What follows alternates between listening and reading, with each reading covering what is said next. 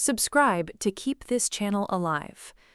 On June 13, 1886, the King of Bavaria was found floating face down in a lake.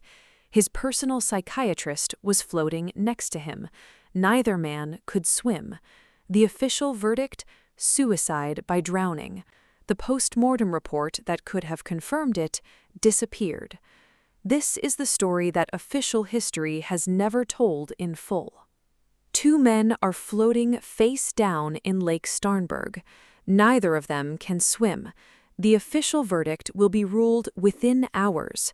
The post-mortem report that should have settled the question forever will disappear before morning.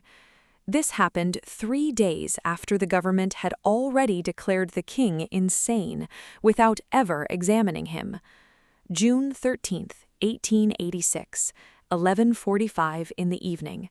The surface of Lake Starnberg, 25 kilometers south of Munich, is still. A pair of guards stationed at the edge of the water notice something wrong. Two figures are floating in the shallows, motionless, face down, in water barely reaching a man's chest. One of the figures is Dr. Bernhard von Gudden, 62 years old, the most celebrated psychiatrist in Bavaria, the man who had signed the papers 3 days earlier declaring the King of Bavaria clinically insane. The other figure is Ludwig II, King of Bavaria, builder of Neuschwanstein, the man they had come to guard. Neither man could swim. The official investigation would conclude within hours that both men had drowned. Ludwig, it was ruled, had walked into the lake and taken his own life. Gudden, they said, had tried to stop him and drowned in the struggle. That explanation was placed in official records before the post-mortem examination was complete. The post-mortem examination that could have proven or disproved it was never published. Here is what most accounts of that night never tell you. The water in Ludwig's lungs, when later analysis was applied to the surviving forensic notes, was insufficient to confirm drowning as the primary cause of death. The depth of water where the bodies were found was between 50 and 80 centimeters. A man who entered the water voluntarily and walked to that depth would have been standing, not drowning. Someone, according to Gudden's personal physician and later historians, including Hubert Glasser, had strangled him first. And Gudden? His body showed signs of violence that a drowning victim does not typically display. Injuries to his face, his fingernails, his throat. The injuries were consistent with a struggle against another person, not a struggle against water. The question of who put two men in that lake has never been officially answered, but the question of who needed them there, that answer has been sitting in the political record for 180 years. Before we get to what happened in those last 72 hours, you need to understand one thing. Ludwig II was not simply a king who had lost his mind. He was a man who had just been deposed in a coup, and 3 days after that coup, he was dead. Keep that sequence in your head. It matters more than anything else in this story. Ludwig II became King of Bavaria in 1864. He was 18 years old. By any measure, his kingdom was not large. Bavaria in the 1860s was a mid-sized German state, population under 5 million, sandwiched between Austria and the rising power of Prussia. Ludwig was not a military king, not a political strategist, not the kind of ruler who built alliances and moved armies. He was something rarer and stranger, a man who believed that beauty itself was a form of power. He began building almost immediately: Schloss Linderhof in 1869, Schloss Herrenchiemsee in 1878, Neuschwanstein, the castle that would one day become the model for Sleeping Beauty's castle at Disneyland, he broke ground on in 1869 as well, and spent the next 17 years pouring money into its walls. The budget for Neuschwanstein alone exceeded 6.2 million marks. The Bavarian treasury was not unlimited. But here is what the financial record alone does not tell you. Ludwig had governed Bavaria through the German unification wars of 1866 and 1871. He had signed the treaty that made Bavaria part of the German Empire under Kaiser Wilhelm. He had, in the words of one historian, traded sovereignty for security, and he had done it knowingly. The Bavarian treasury received substantial annual payments from Prussia as part of that arrangement. Ludwig used some of those payments to fund his castles. He was not simply a reckless eccentric. He was a ruler who had made a political calculation, accepted the consequences, and chosen to spend the remainder of his reign building something that would last. He was right about that. Neuschwanstein still receives 1.3 million visitors per year. But in the spring of 1886, the men around him had run out of patience, and they had found a faster way to remove him than waiting for the treasury to collapse. What happened next moved with extraordinary speed, from the first meeting to Ludwig's death in exactly 52 days. And the instrument they used to remove him was not a weapon, it was a document. One document signed by 4 men that would strip a king of his throne without a trial, without his consent, and without anyone ever speaking to him directly. April 22, 1886. A secret meeting in Munich. Prime Minister Johann von Lutz convenes a gathering of senior ministers, court officials, and members of the royal family. The topic, whether Ludwig II is mentally fit to govern Bavaria. Lutz has already made his decision. What he needs now is the paper that justifies it. He approaches Dr. Bernhard von Gudden, professor of psychiatry at the University of Munich, director of the Upper Bavarian District Asylum, one of the most credentialed psychiatric minds in Germany. Gudden has treated royalty before. He has the authority and the institutional weight to make a diagnosis stick. Gudden agrees to provide a psychiatric assessment. He never meets the king. Not once. Not in April, not in May, before he signs the document that declares Ludwig II suffering from paranoia so advanced that he is incapable of governing Bavaria, a condition that under Bavarian law permits the transfer of regency to the next male in the royal line. The report is signed by Gudden and 3 other physicians. None of them has conducted a direct examination. Their evidence consists of second-hand accounts from servants, court officials, and family members, people with clear interests in the outcome of the process. The specific diagnosis, paranoia with psychotic features, was based in part on Ludwig's habits: irregular sleep, withdrawal from public life, elaborate theatrical entertainments he staged alone at night, discomfort with crowds. By the diagnostic standards of 1886, these were legitimate clinical indicators. By any modern reading of the evidence, they are also the behaviors of an eccentric, isolated ruler who had been slowly withdrawing from a political life he found increasingly alienating. What they are not, unambiguously, is proof of incapacity. On June 8, 1886, a government commission arrived at Neuschwanstein Castle to inform Ludwig that he had been declared incompetent and that his uncle, Prince Luitpold, would assume the regency. Ludwig's supporters among the castle's servants locked the commission out. They were held briefly. Ludwig reportedly spoke of fighting back, of appealing to the public, of exposing what had been done to him. The commission returned on June 10th with police escorts. This time there was no resistance. Ludwig was transported to Berg Castle on Lake Starnberg and placed under the supervision of Dr. Bernhard von Gudden. He had 3 days left. Most histories treat what followed as a tragic epilogue, a defeated king in his final hours of despair. But if you follow what actually happened at Berg Castle in those 72 hours, a different picture emerges. Ludwig was not passive. He was making plans, and someone needed to stop him before those plans could proceed. June 10th to June 12th, 1886. Ludwig arrived at Berg Castle under what amounted to house arrest.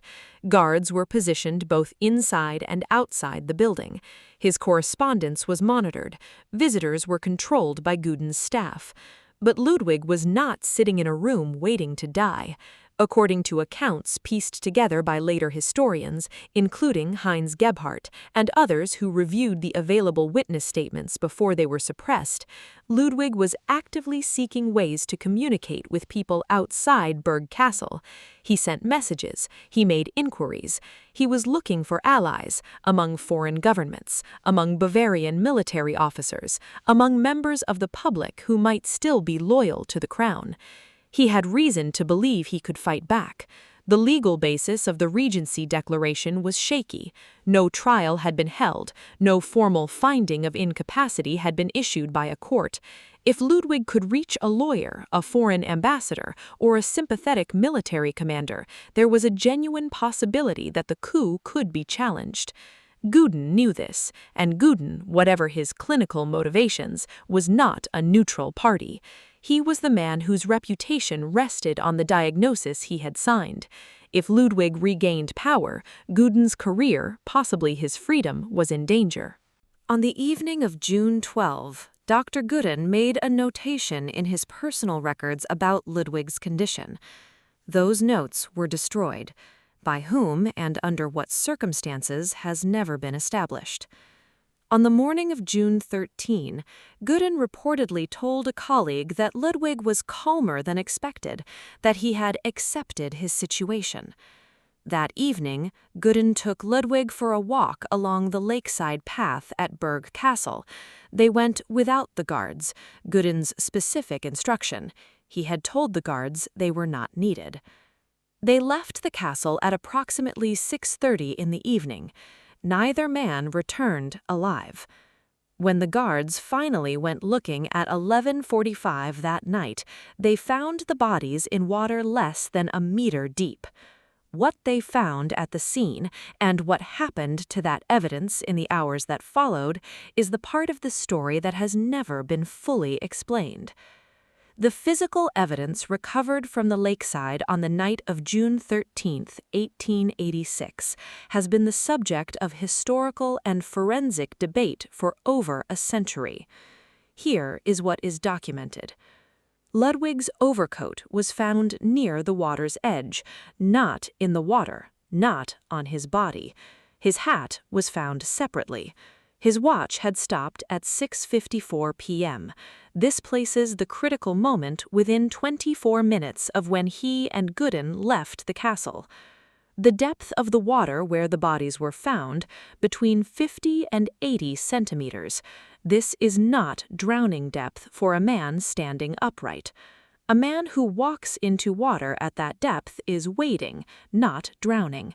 Forensic physicians who later reviewed the surviving evidence, including work published in the 1990s and 2000s, drawing on original autopsy notes, have noted that the fluid found in Ludwig's lungs was insufficient to indicate drowning as the primary cause of death.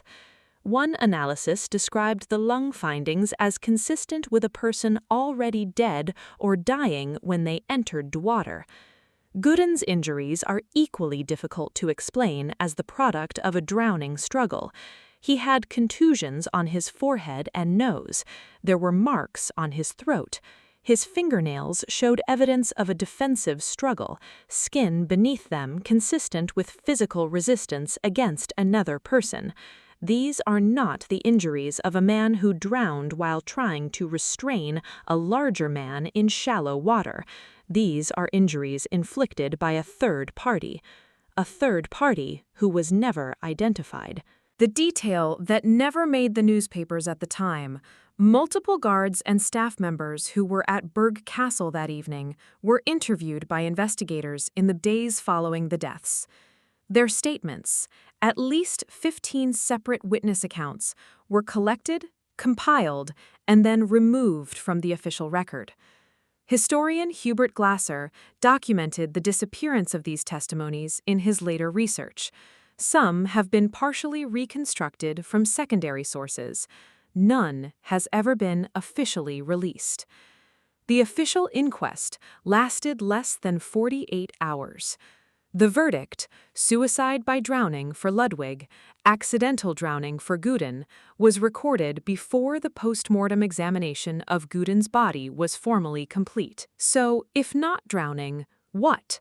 The question that investigators in 1886 did not ask is the same question that forensic historians have been asking ever since. And the answer requires understanding not what Ludwig had already done, but what he was about to do. Ludwig II, in the 72 hours between his arrest and his death, was not a broken man. He was a dangerous one. To understand the motive that several historians believe drove the events of June 13, you need to understand what Ludwig could have exposed. The secret payments, what historians call the Welfen Fund or Guelph Fund, were a series of transfers made from Prussian Chancellor Otto von Bismarck to Ludwig II beginning in the 1870s. These payments were made from a fund of confiscated Guelph wealth, administered by Bismarck, and used to buy political loyalty from German princes whose cooperation was needed for the unification project. Ludwig received substantial sums. In exchange, he had, among other things, written a letter known as the Kaiserbrief, in which he asked Wilhelm I to assume the title of German Emperor, creating the legal basis for unification. This letter appeared to be Ludwig's own initiative. It was not. Bismarck drafted it. Ludwig signed it. The exact financial arrangement between Bismarck and Ludwig was not public knowledge. It was not, in 1886, legally disclosed. If Ludwig had reached a lawyer, a court, or a foreign government, he could have made these payments public, and in doing so, challenged the political legitimacy of the German unification process itself. This would not have been a minor embarrassment. It would have been a constitutional crisis. Prime Minister Lutz had his own reasons for needing Ludwig out of the picture. Lutz had wagered his career on the Regency Declaration. If Ludwig successfully challenged it, and the legal ground for challenge was real, Lutz faced professional ruin at minimum and potential prosecution at maximum. Several senior members of the Bavarian military were also implicated. Ludwig had, in his communications in the days before his death, reportedly identified officers he believed were loyal to him and had begun making contact. If those communications had reached their recipients, the Regency might have faced an armed challenge. The people with the most to lose from Ludwig II alive and talking outnumbered the people with something to gain from his death. History decided not to ask whether any of them acted on that interest. What happened in the weeks and months after the deaths tells a story of its own. Every thread that might have unraveled the official account was either controlled, destroyed, or buried. The speed of that burial is the last piece of evidence. If you're finding this useful, consider subscribing. There are more stories like this one, cases where the official record and the physical evidence don't match, and where history settled for a comfortable answer instead of a true one. I'll be here when you come back. Within 24 hours of the bodies being found, the official machinery of suppression was already moving. The witness statements from the Berg Castle guards and household staff, the people who were present on the evening of June 13, were not published or entered into any public proceeding. Several of the staff members were transferred out of royal service within weeks. Their subsequent accounts, where they have been reconstructed, are fragmentary and contradictory in ways that historians have interpreted as the product of coaching rather than independent recollection.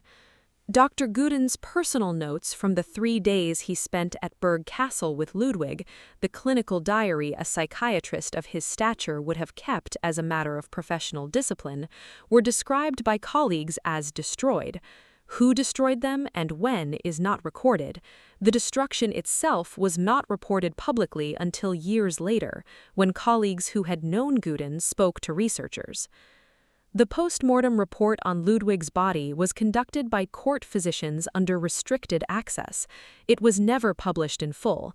The portions that were disclosed focused on the stomach contents and general physical condition, neither of which was the disputed question. The lung findings, which were the critical forensic evidence for or against drowning, received minimal official treatment.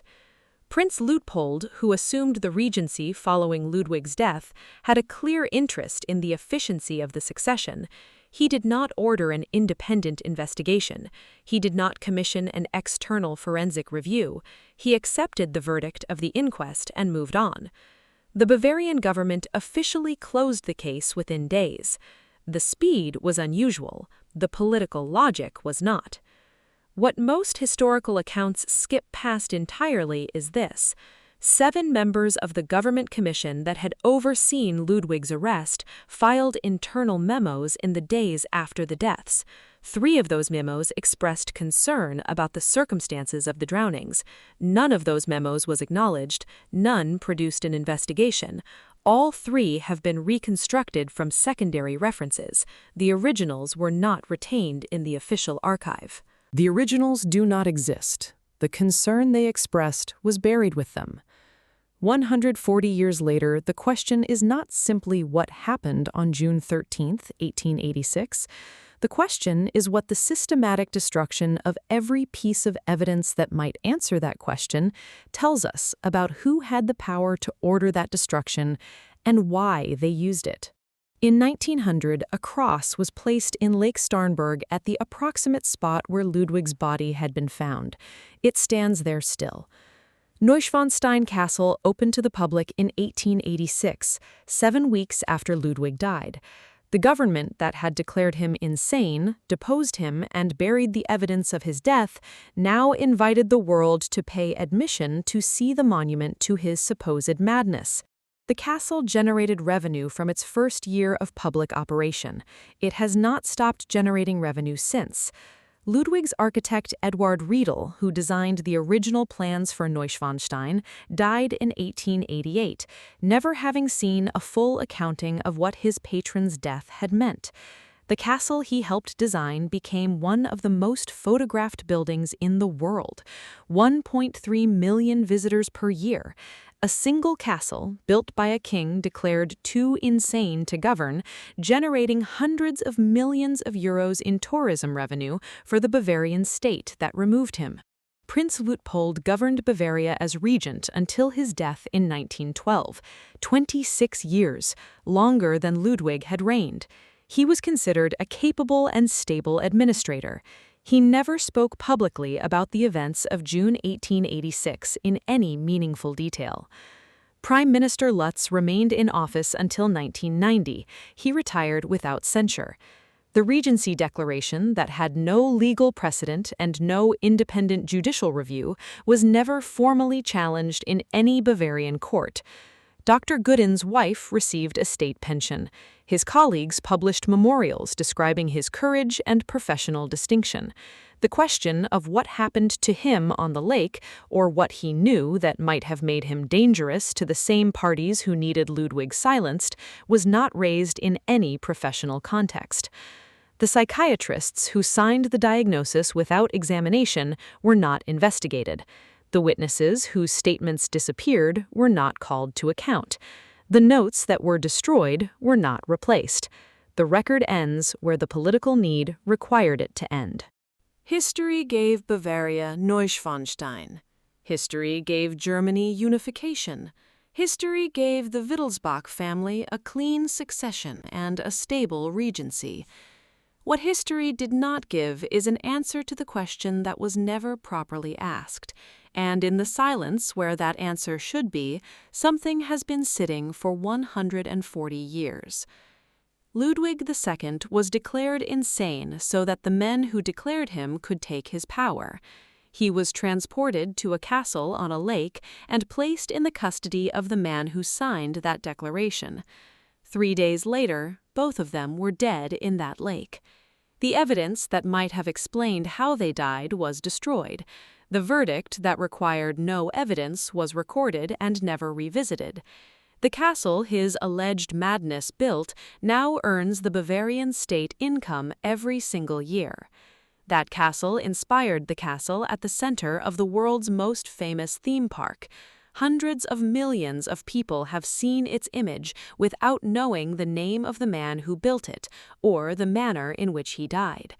His medical records, if any genuine ones ever existed, are not in the public archive. His post-mortem report is gone. His psychiatrist's notes are gone. The witness statements from the night he died are gone. What remains is the verdict: suicide by drowning. Recorded in hours, closed within days, never reopened. Here is the detail that no documentary about Ludwig II tends to dwell on. The water where his body was found was less than a meter deep. A man who walked into that water did not drown by accident. He would have had to lie down in it deliberately and hold himself under, or someone else would have had to hold him there. Gudden's body showed injuries that drowning does not explain. Neither man could swim.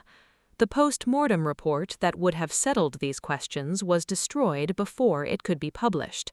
And the doctor who destroyed his own notes, the man who had the most intimate clinical knowledge of what those final 3 days had actually looked like, was found floating next to the king he had been sent to keep under control.